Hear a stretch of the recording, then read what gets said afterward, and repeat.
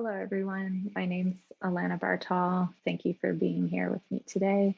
I'm going to be talking about my artist residency, Acts of Care, supported by the Alberta Public Art Network and also the City of Calgary.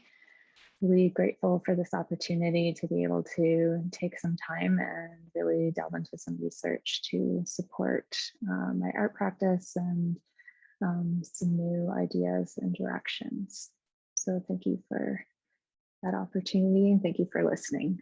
Before I get started, I would like to take this opportunity to acknowledge that I'm speaking with you today from the traditional territories of the Blackfoot Confederacy, comprising the Siksika, the Piikani, and the Kainai, as well as the Tsuut'ina First Nation and the Stoney Nakoda First Nations, including the Bearspaw, Chinniklee, and Wesley First Nations, and the Métis Nation of Alberta Region 3.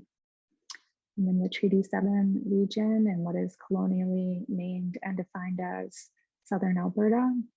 I'd like to acknowledge all those who make their home, live, work, and play in the Treaty 7 region as Treaty 7 people. Situated where the Elbow River meets Bow River, the traditional name for this place is in Blackfoot is Mohkinstsis, which is colonially known as Calgary. I'm a white settler Canadian with English, Scottish, Irish, Danish, German, and French ancestry. I'm a sixth generation Canadian on my maternal side, and my fourth great grandfather was born in Denmark. He arrived in Mi'kma'ki, what is known as now known as Nova Scotia, in the 1700s, which is the ancestral and unceded territory of the Mi'kmaq people. I come from a long line of water witches. The women in my mother's family have long been regarded for their water witching abilities. Using a forked branch, they would locate where to drill for water without the use of scientific technology. So I often talk about or kind of foreground dowsing in my artwork as a way to question consumption-driven relationships to land, water, and what are colonially known as natural resources. While dowsing, also known as water witching, has a long association in Europe connected to prospecting for mining, for searching for mineral ores. It also has connections for searching for oil. I was really interested in kind of taking up this complicated practice and history, which is still seen as pretty controversial, as it is as pseudoscience. And so, and it also has associations with the occult. So I'm using it in my artwork as a process and kind of reimagining it as a technology, one that can shift how we enter into relationships with the earth and also the more than human world and each other.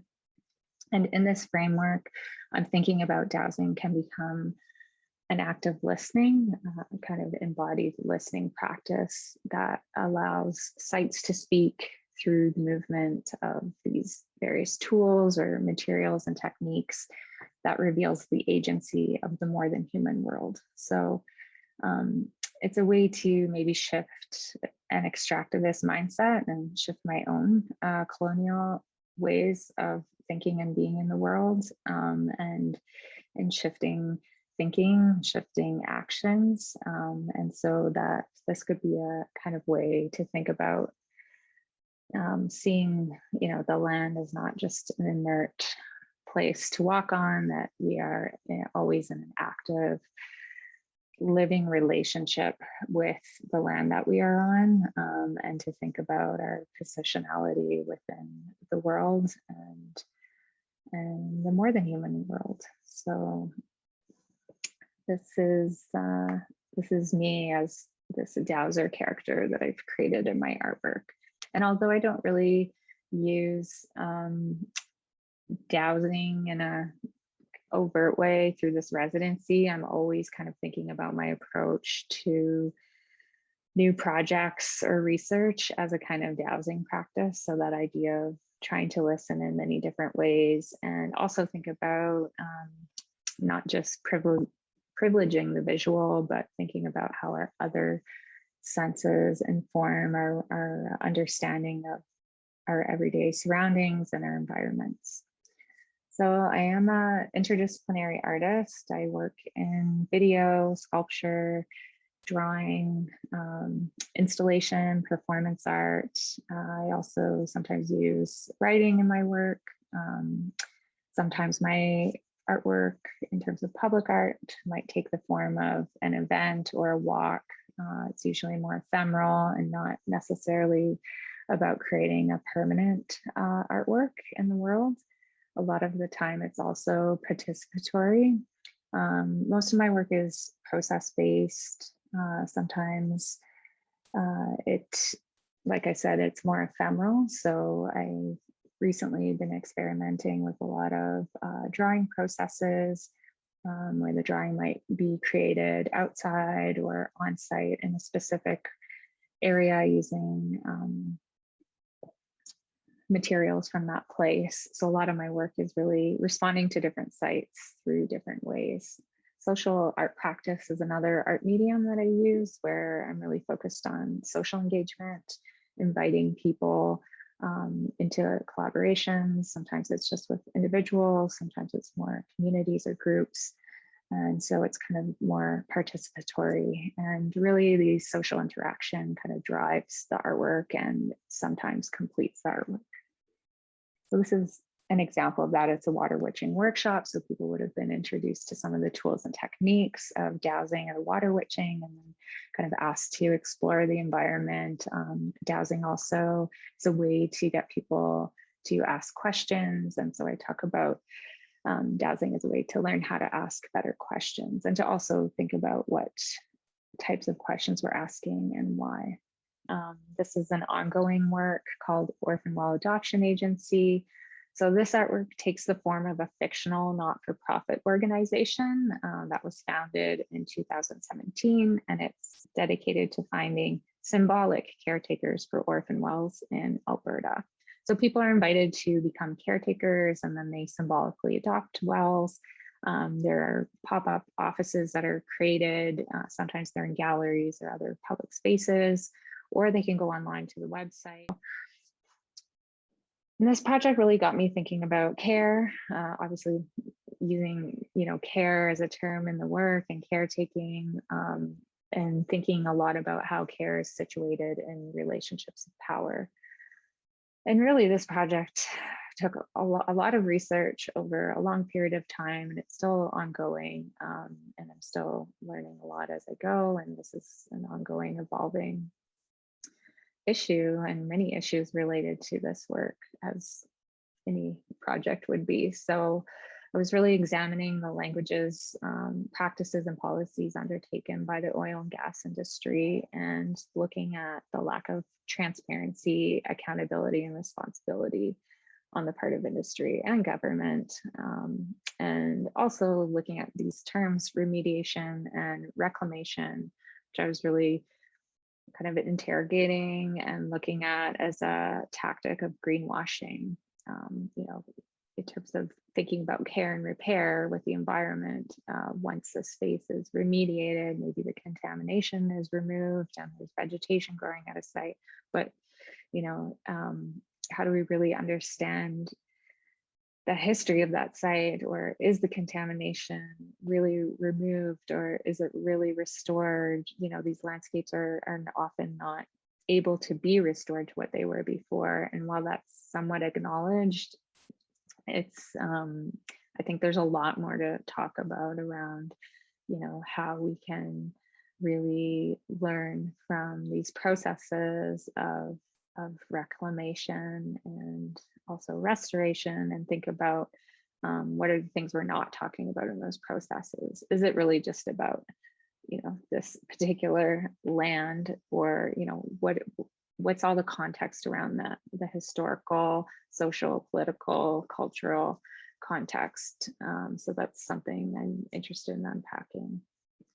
So in terms of acts of care, I was thinking a lot already before this residency about what acts of care can be taken to care for and repair damaged landscapes. How do we build relationships with these types of sites, especially when we're not maybe we're not aware of them or we're not in regular contact with them. And also about how care is a process and that it's an active process and it requires being in relationship with something, whether that's, other people or the more than human world or specific places or maybe all of those things. And it requires maybe not only building those relationships, but maintaining them. And that's, I think, something that in our settler colonial capitalist society within our parameters and notions of progress is not really valued is maintenance and the work of maintenance and the labor of it, which is related to care. But also it's not something that maybe is like fitting into that idea of like progressing further, but it's just about maintaining and sustaining relationships. And a lot of that work is kind of hard to define sometimes or see. So how do you think about that within processes? How do we value that more? How do we develop an appreciation for that kind of work in our world, which is always happening and always happening in the more than human world too. So that's really fascinating as well. I wanted to also share and acknowledge one of my collaborators that I've worked with since 2016, Latifa Peltier Ahmed. We've worked on a number of projects. She's a botanist and an herbalist and the co-owner of a native plant business called ALCLA Native Plants, based in Kansas. And we've created workshops together and walks, and also a recent project where we were creating seed packets of native plants that would be basically given as gifts to audiences who come to exhibitions, and they're invited to plant those plants in their gardens or another spot, and think about the care of those plants as an act of care in their neighborhood, in relation with the land, and that growing native plants is an act of care in and of itself.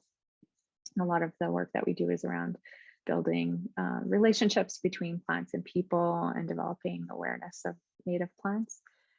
And if you received a care package as part of the Alberta Public Art Network Summit, then you have received a seed packet from ALCI Native Plants. So we invite you to plant that and think about that process as an act of care.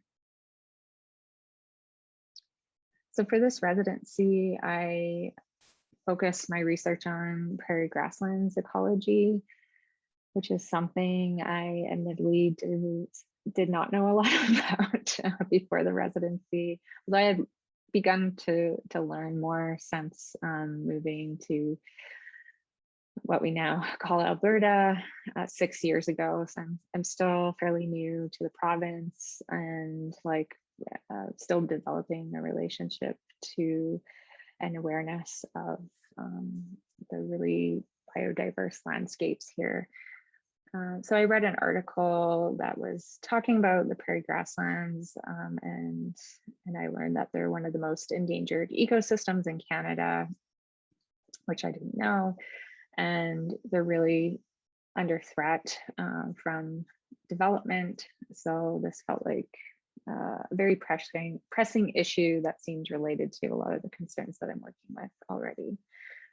So I was interested in learning about native prairie grassland restoration. So kind of moving from these ideas of remediation, reclamation to restoration, and how that's happening within the province of Alberta, and how remaining native prairie grasslands are being protected and threatened.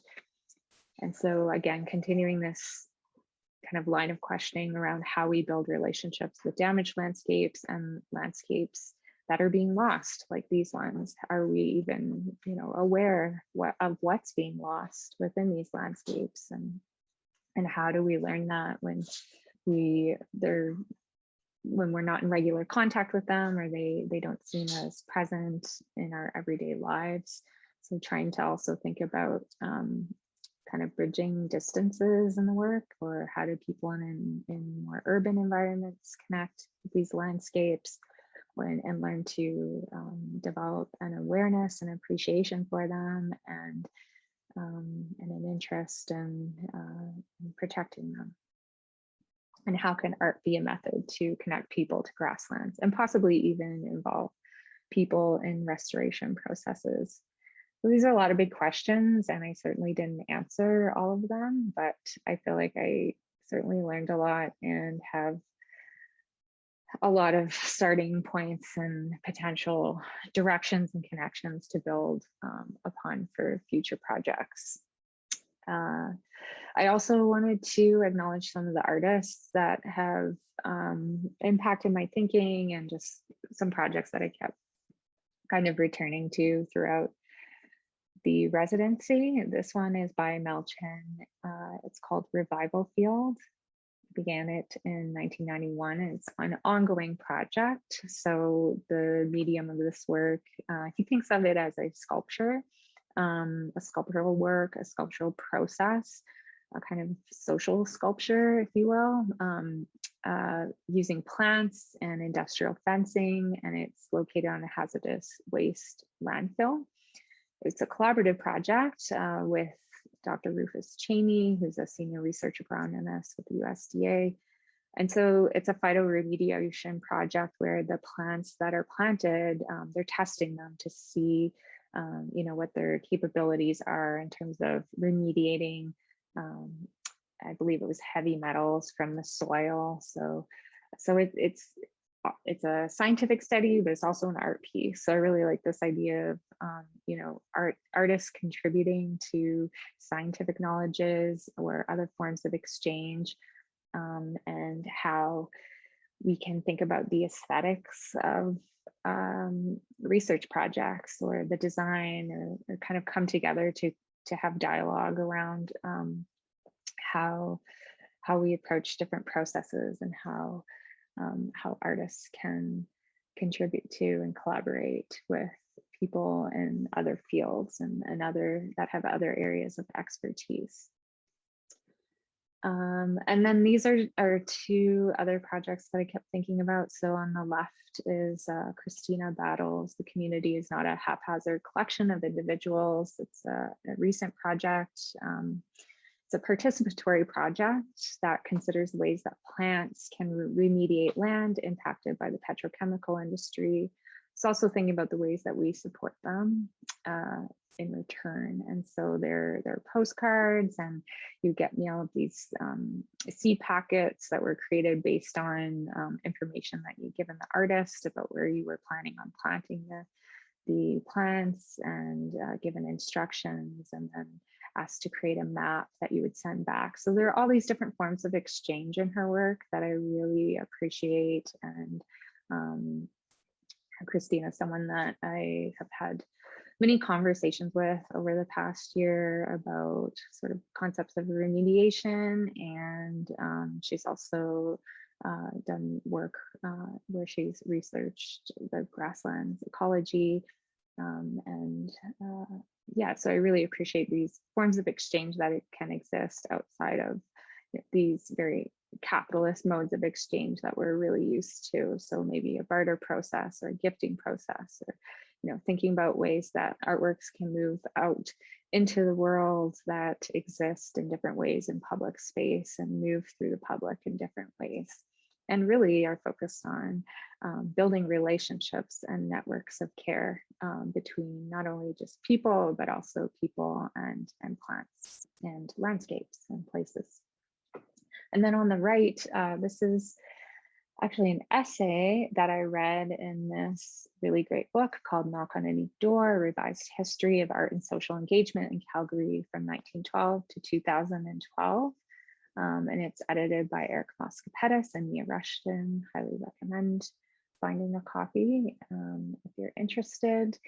And this was an essay by Doug Haslam, and it was on the Aeolian Recreational Boundary Institute, which is an artist collective that he was part of.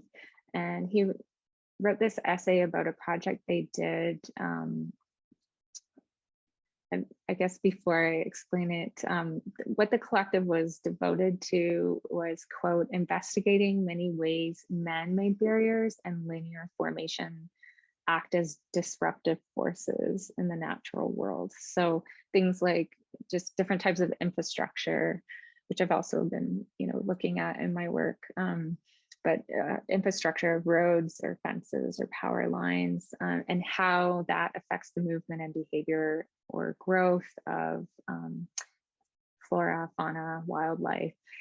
And what I really like about this project is that the collective, instead of making something new, they were seeking out initiatives that were already being undertaken by other organizations that were looking at removing these human-made barriers or modifying them in some way. So the Alberta Fish and Game Association had an initiative to modify barbed wire fences to allow pronghorn antelope to move safely under the fences because they can't jump over them. So they go under them, but then of course they were getting cut by barbed wire and injured. So they would, the artists would join in this initiative and go out and dedicate their time and labor and replace the barbed wire with smooth wire and also elevate it so that the pronghorn can move safely.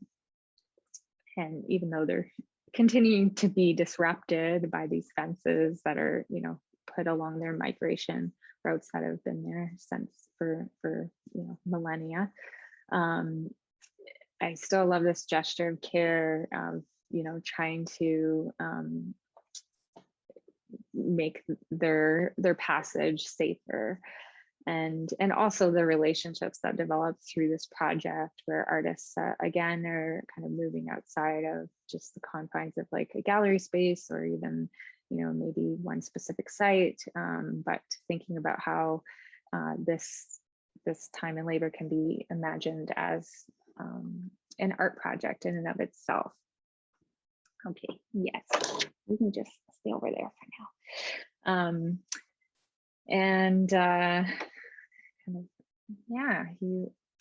Speaking of movement, okay. Sorry, I got a little off track there. So yes, so and then what I also really like about this project, you want to be a participant, is the thinking about the pronghorn as a kind of audience for the artwork. So, sometimes maybe who is the work for? Maybe it's not just for humans, maybe it's for the more than human world. And what kind of, how does that shift what we're doing as artists in our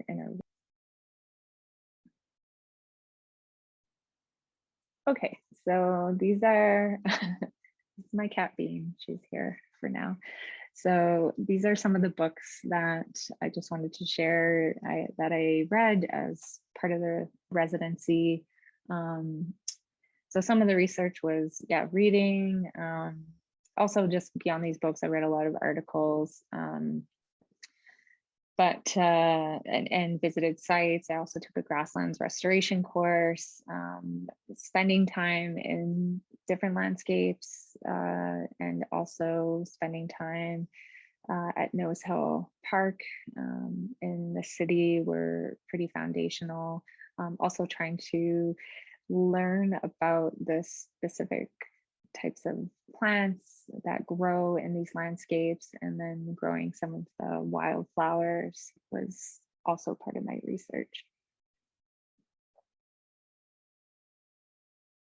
So the Alberta's grassland natural region falls, as you can see the map on the right, within the northernmost extent of the grasslands on Turtle Island, or what is now known as North America. It extends all the way from Mexico up through so-called US up into the Prairie provinces, primarily in Alberta and Saskatchewan. So in Alberta, the grasslands cover just over 14% of the province, and they're also distinguished by permanent and temporary wetlands, which I really didn't know before I started looking into this and visiting them, which are really important for not only waterfowl, but migratory birds and many other species. And the prairie, like other temperate grasslands, is among the most productive and diverse of the Earth's ecosystems. And Alberta's prairie region contains some of the world's best and most important remaining grasslands, and over 75% of Alberta's species at risk. So it's incredibly important that we protect these areas, and only 1.25% of Alberta's grasslands natural region is protected under parks and other legislated protected areas. So I was kind of shocked to learn that. And obviously there's a really urgent need to protect these lands because there are so little left, and because we have such a number of species at risks in them. And also because grasslands you just can't replace them because they develop really slowly over thousands of years. An inch of topsoil could take 500 to 1,000 years to build. And then of course that same inch could just be completely destroyed very quickly. So, and so this was something that kept coming up in conversations and research that I did, was that, you know, this idea that the grasslands don't look like much, or that they kind of look like a quote unquote wasteland. So it's easy to ignore, you know, how valuable or important they are. But really, this is just a close-up shot of a little patch of grassland when I was doing the grassland restoration training course. And I guess maybe just as an artist, I have an appreciation for maybe small things, but there's so much biodiversity. My appreciation just grew for the grasslands more and more throughout this project. And so that's something that I really want to try and translate into the artworks that I'm creating. You know, even within this small patch, like there's so many shades of green, there's so much variety, there's like movement is captured even within this still image. And things might be incredibly small, but there's so much there. So I think just even within the smallest section, there's so much drama that can be shown, or, you know, action or beauty within this landscape, that it's really incredible and exciting. So this idea of developing an appreciation and awareness, I think it's something that was obviously becoming like really important throughout. Sorry, I just want to go back to the site quickly because I just wanted to point out, which many of you might already know, but that there are 4 distinct natural subregions that make up Alberta's grasslands. There's the dry mixed grassland, which is the majority of the grasslands natural region, and then foothills fescue, and then northern fescue, and then mixed grass is kind of interspersed throughout.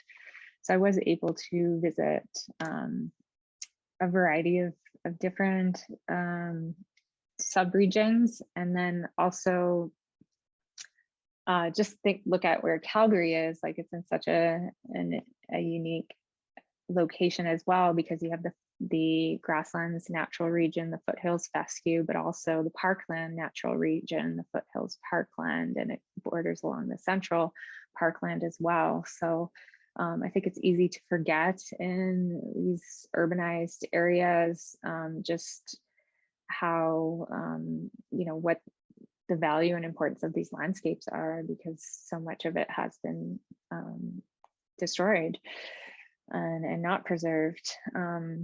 And so, you know, if we learn to really understand and appreciate these landscapes, hopefully that will result in more action being taken to protect them, and also to understand restoration processes. And Parkland Natural Region, it's the transitional zone between the grasslands and the Rocky Mountains. And so you've got within the foothills parkland, the rolling hilly native grasslands, but you've also got the aspen woodlands and then willow shrublands and haylands. And most of the parklands is privately owned as well. So one of the biggest, which I'll get into a little bit later, but reasons for the fragmentation obviously has been the creation of private land, indigenous dispossession, agriculture, industry, introduction of invasive species. These are all threats to prairie grasslands. Kind of just wanted to point out an interesting fact that one of the largest portions of Alberta's grassland natural region is managed by the Government of Canada and through the Department of National Defence under the Canadian Forces Base, Suffield Military Reserve, and the Suffield National Wildlife Area, which was created in 2003. So it's one of the largest blocks of largely uncultivated grasslands remaining in the prairies. And it's huge. It's large. It's half the size of PEI. It's not accessible to the public, and all activities are prohibited in this area. It also has, there's enough area there to recover grassland species that are species at risk. So it's pretty substantial. I tried to obtain access to it even before the residency started and throughout the residency, and it was approved, and then ultimately it was not approved. And so anyways, this is my letter of rejection after many attempts to get access. And I completely understand why access is not allowed, but going back to this idea that care is situated in relationship to power, and thinking about, who holds power over access to land, especially in, so-called Canada. I think like one of my kind of overarching questions is who should hold the power to, manage landscapes, or, what are the aims behind conservation and these types of practices when they might just further a kind of settler colonial project and ideas around nation building that has been built on indigenous dispossession of land and resources and connection to the land. This is this was an image I took on the course that I took on grasslands restoration through the Grasslands Restoration Forum at Antelope Creek Ranch. So I visited this area, which is west of Brooks, and it was established kind of as a model for actively managing native mixed grass prairie to enhance livestock and wildlife productivity, but through careful management. So that course was interesting. It was only artists there. It was more for agrologists or people involved in land management, or that already had some training. So some of it, was a bit of a learning curve for me, but at the same time, a lot of people weren't that familiar with some of the grasslands, flora and fauna, and then the grasses. So there was enough of a kind of basic grounding in the education for me to really participate, I think, fully. And it was just interesting for me to see the ways that they're assessing the landscapes and how that's done. And I'm not entirely sure how it might impact future artworks, but I guess it has in some ways. I'll show you one of the pieces at the end that I think it had an impact on. And I also just had some great conversations with people, and it was a way to kind of start developing some connections with the Grasslands Restoration Forum, which has a lot of great events and resources and educational opportunities. Another place that I visited a number of times was Writing on Stone, which is a provincial park and a UNESCO World Heritage Site. It is called Asanapi, which translates to "it is written, it is pictured" in Blackfoot. It's an incredibly sacred and spiritual place for the Blackfoot Confederacy. It's a mixed grassland prairie region on the northern edge of the Great Plains and the Milk River Valley. So there are, hoodoos and coolies, and it's a gorgeous landscape. It's a very powerful place to be, and there are many pictographs and petroglyphs that have been engraved or painted onto the sandstone of the landscape by the Blackfoot people. Pinhorn Grazing Reserve was another area that I visited a number of times. It's an area of public land south of Medicine Hat. It is about 7,500 acres. It's in these two separate areas. You have to get permission to go, but it is publicly accessible. Some areas are not because they are being used for cattle grazing. It straddles the Milk River. So there's this incredibly beautiful landscapes and varied areas within the reserve. So it's part of Alberta's provincial grazing reserves, but they're also called community pastures. So they're native grasslands, but they're partially cleared and seeded to tame forage.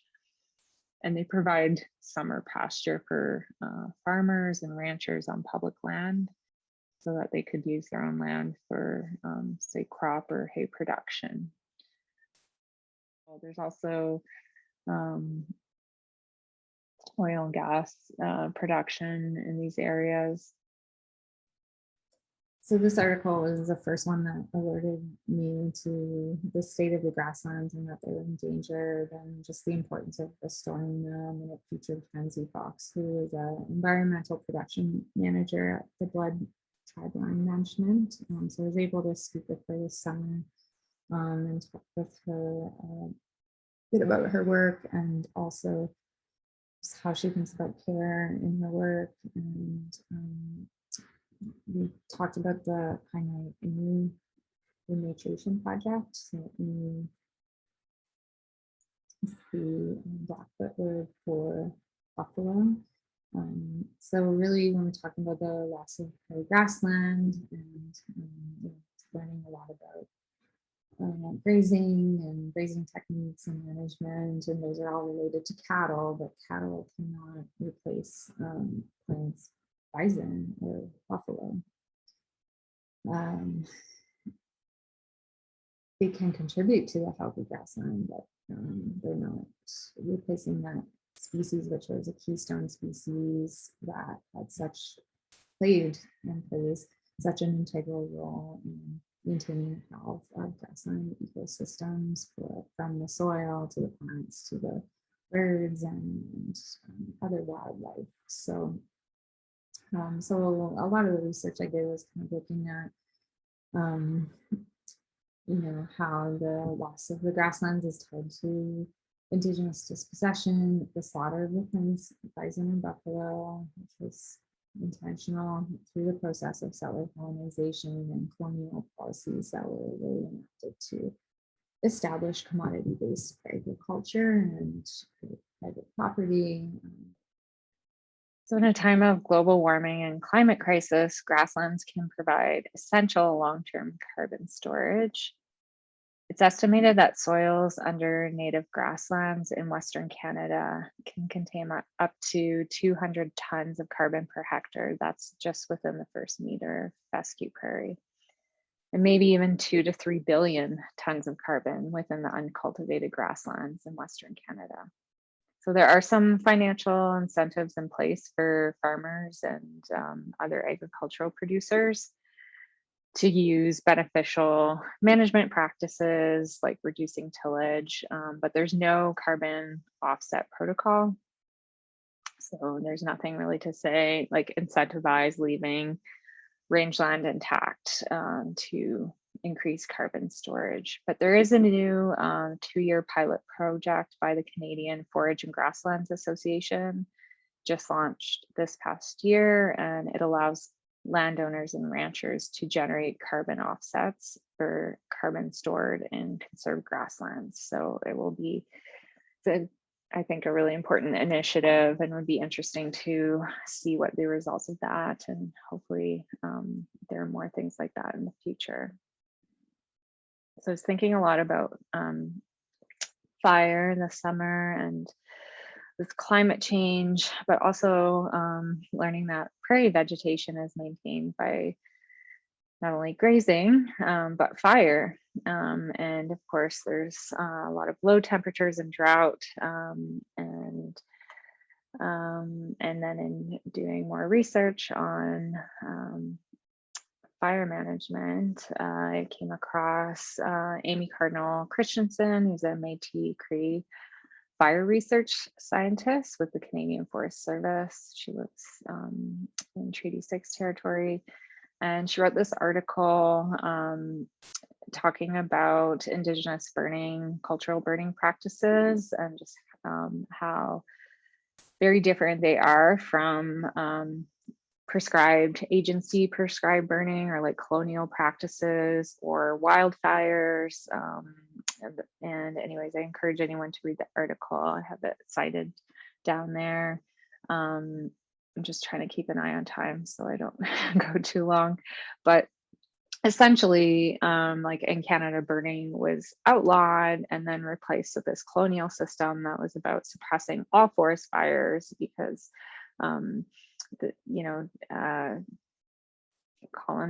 colonizers didn't respect or attempt to understand the wisdom and knowledge and experience that Indigenous peoples and various communities, Indigenous communities across Canada had, and knowledge of the land and of fire and how it behaves in the landscape, how to control it, when to do prescribed burns, the role burning had in maintaining landscapes.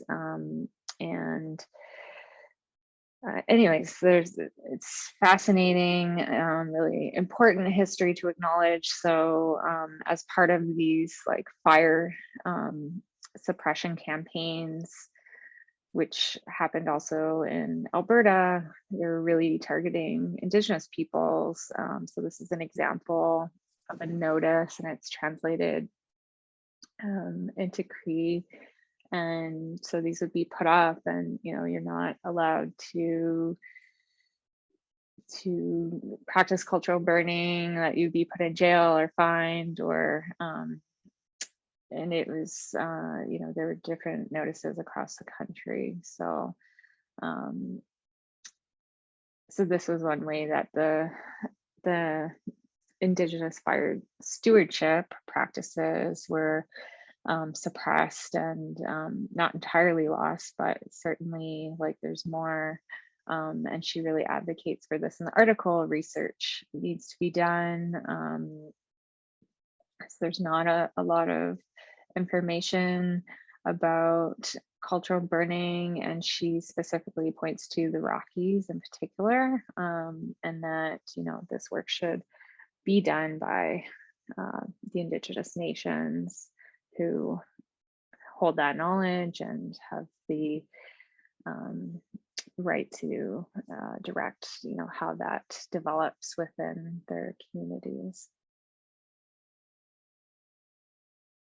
So now I'm finally getting into some of the actual artworks that I did. This was one of the books that I got initially to kind of look at and learn species identification, just learning some of the grass and grass-like species. Lots of respect for people who can identify grasses because it's definitely not easy. And not something I feel I can learn from books anyways. I really like something you really, I think, need to be outdoors doing and is kind of constantly working on. So these are this is kind of knowledge that needs to be I think for me anyways, really experiential in terms of identifying plants. So I was thinking about these different ways of learning and approaching the land and how they allow for particular types of ideas to evolve around progress or development. How does that process of fragmentation start? What allows for it to be maintained and evolve? And and these are some species samples, which like I always appreciate aesthetically. They're very beautiful, but again, it's like so detached and removed from like the reality of looking at these landscapes and just how much is going on, and also the fact that like they're always in flux and in movement, and the wind is such a feature of the landscape, and the elements are such features, not just wind but fire and also water. And I was thinking a lot about water and how you know, water shortages are expected to escalate with climate change, and research indicates that southern Alberta will experience significant decreases in annual stream flow. We already are, so or they already are, I guess, in more central Alberta, but you know, certainly water is like one of the biggest is a pressing concern in the future. So how did this kind of impact my artwork? So I started last year creating, kind of experimenting with a drawing technique where I was using milk on paper, kind of painting with the milk to create drawings of different plant species. At the time, it was more related to a project around coal mining. And this is just a video from that series to show the process. So I wanted to, at the beginning of the residency, continue this series and just see if it made sense to keep working in this way for this project. So I didn't document the process of revealing the drawing. So the drawing's always already been made, and what you're seeing is revealing the milk drawing by slowly heating it over a candle. So I like this idea of bringing the elements into the work as a way to almost collaborate or reveal the work, or have a really integral role in the work being realized. So elements like fire, water as collaborators, and this was kind of exciting to me. So I wanted to keep working with it. Also, I was just felt like I was getting better at sort of capturing the plants. It's also a process where you kind of lose control over the outcome because you know, it all depends on how careful you are with the paper and flame, and you can't get too close, and it's kind of this slow process. It's also really it's very tactile, but it's there's this incredible smell because the milk is being heated up. I'm also really interested in working with milk as this material that relates to the body, to nurturing, to nourishment, to sustenance. I mean, it also connects back to cattle. So there's, I don't know, something in that I hadn't really thought about before until I was thinking about more about these grassland landscapes and grazing. well, I'm sure a lot of the cattle are not for dairy, they're for for beef, but still. So and then looking at the different plants, some that I was just growing in my backyard, and trying to capture their likeness. You can't really see what you're doing to, like, you sort of can if you move the paper around in the light, but the drawing is essentially invisible until it's revealed. So I also like that process of speaking to the invisibility of loss or these particular species.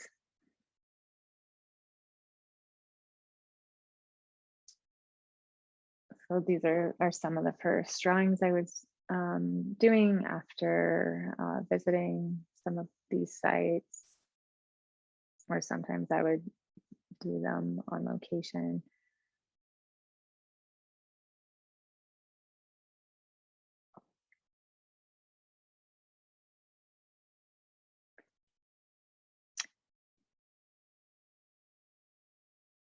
And starting to get into the grasses too, and they're actually more difficult to draw, especially in this technique, because it's very it just took some learning through this process. So also in this work, I'm thinking back to these connections to controlled burns, the slow burns, cultural burnings that Indigenous peoples have done to steward the lands, the prairie grass landscapes and other landscapes. And I'm also thinking about climate change. So there's, I guess, not one, but potentially many meanings.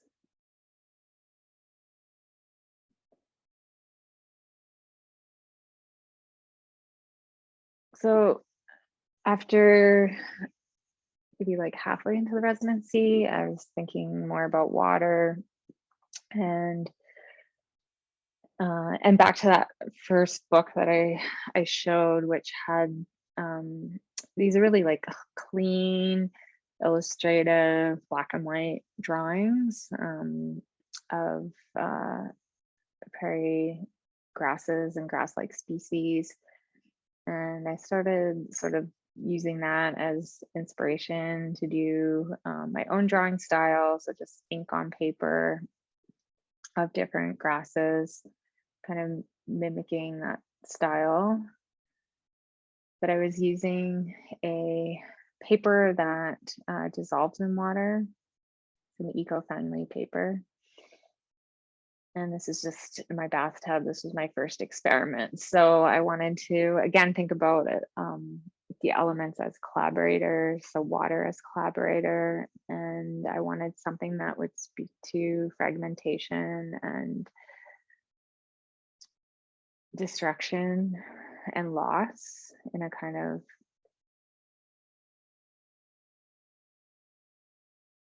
I don't know, poetic and beautiful way. Not saying that the loss is beautiful, but as a way to maybe draw people into sadness. And so as I started fragmenting, it was just evolved kind of beautifully and naturally, the way that the paper would dissolve. It just broke apart these images. And so in breaking apart the images, then I started thinking about, well, maybe I need to reverse and reconstruct them, because I'm not just talking about loss, I'm interested in restoration. So I did a number of these experimental studies where I was drawing different either grasses or wildflower species or grass-like species from grassland landscapes, and then they would be drawn on this paper that would dissolve in the water, and it would kind of fragment, and it became this series of videos where they then construct or reconstitute themselves. Sometimes it's quite a slow process. Sometimes it was quick. And these are just done at home in the bathtub, and I'm filming with the first one was with like an iPhone, and the other one's with a proper like camera. So yeah, there's like the lines become blurred and subtle, and you can see this like breaking apart. So I'm really thinking about loss with this work. In Jenny Odell's book, How to Do Nothing, Resisting the Attention Economy, she talks about how by refusing productivity and redirecting our attention to active modes of listening, you know, how the role that can play in resisting the ways that we're drawn into, say, social media or these other this technology that is like constantly requiring our attention, this capitalist mode of being productive, and how do we refuse by not escaping, but she talks about resisting in place, and what does that mean and look like in different ways. So she also talks about how she sees a little difference between quote habitat restoration and restoration of thought, end quote. So really thinking about how these ideas of progress are bound up with the idea of putting new things in the world, and how it can almost feel really, you know, unproductive, or you know, not something worthy when we're looking at processes of remediation, of restoration, of removal, of distraction, because we're always kind of associating progress with like some linear notion of building and creating and putting new things in the world. The kind of discovery of this paper and like experimenting with this drawing process was really exciting. It's, yeah, like I said, it's something that I think I could build into a project that engages people in these materials and these different ways of working, and then also with this technology, which could be, it's not that difficult to do, and it could be a really interesting process to go through with people. But I really like this idea of collaborating with other forces outside of ourselves to create things, to create artworks, and to think about that aspect of control that we lose in the artistic process, and that in giving up some of that control, you know, that there's, you know, that's where some of the most interesting things happen and most unexpected. So I didn't know how these were going to dissolve and if it would even work well. But I feel like, you know, this is a really great direction to keep exploring.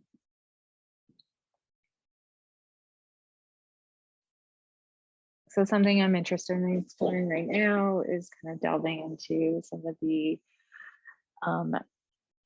Alberta school broadcasts, which were broadcast in the classrooms across the province in the late 1930s into the 70s. And they were kind of to supplement or, I guess, guide maybe learning in the classroom, especially in underprivileged communities.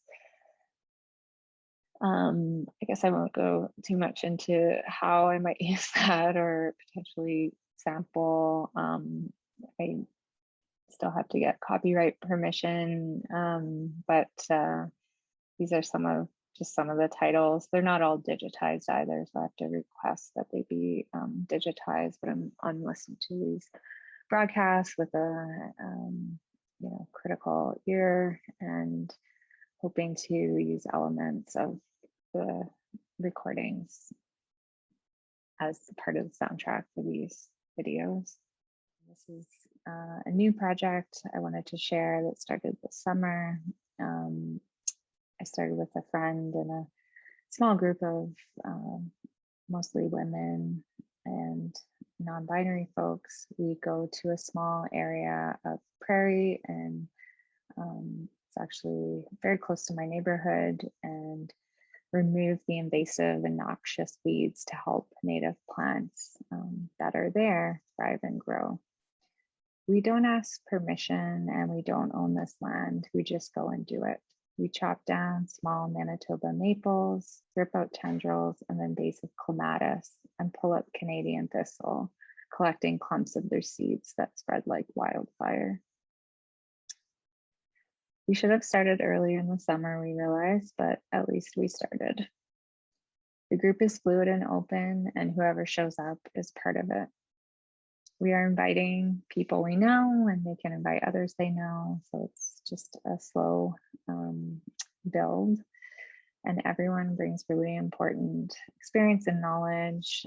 Often it's people who have a lot of plant knowledge that decide to come and help, whether it be gardeners. We also have biologists, botanists, a textile artist that uses the weeds we pull to make fabric, dyes, an agronomist.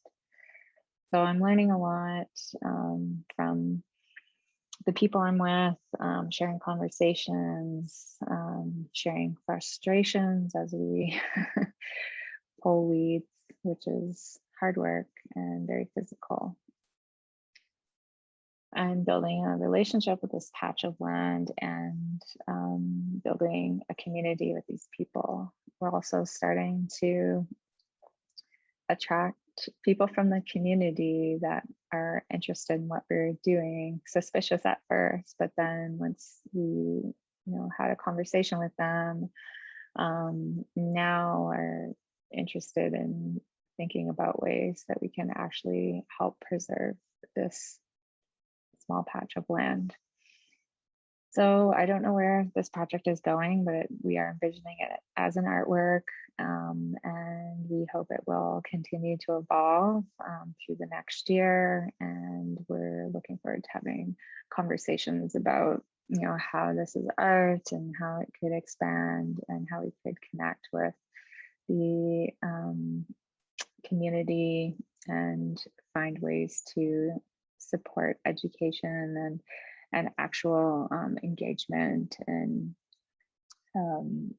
helping to allow native plants to thrive in urban landscapes.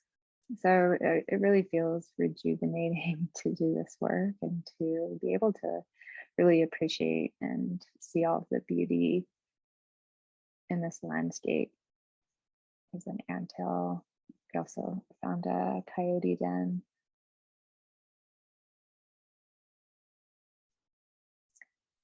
So I kind of go back to this idea that care and the labor of care is maintenance work, like weeding, like a lot of domestic labor that often is kind of invisible because it might not look like a huge drastic change once we're done weeding, or even in a small section. I can see a big change, and I think we all can, but someone walking by might not, unless they see us, there doing that work. So I also think about, how important it is that we pay attention, but also where we can take advantage when people don't pay attention as artists and as engaged people and forming communities. And thinking about ways that we can impact the landscape in ways that are not extractive, but attempt to remediate or restore things so that they're more in balance. I kind of think about almost everything I do is a product of colonialism.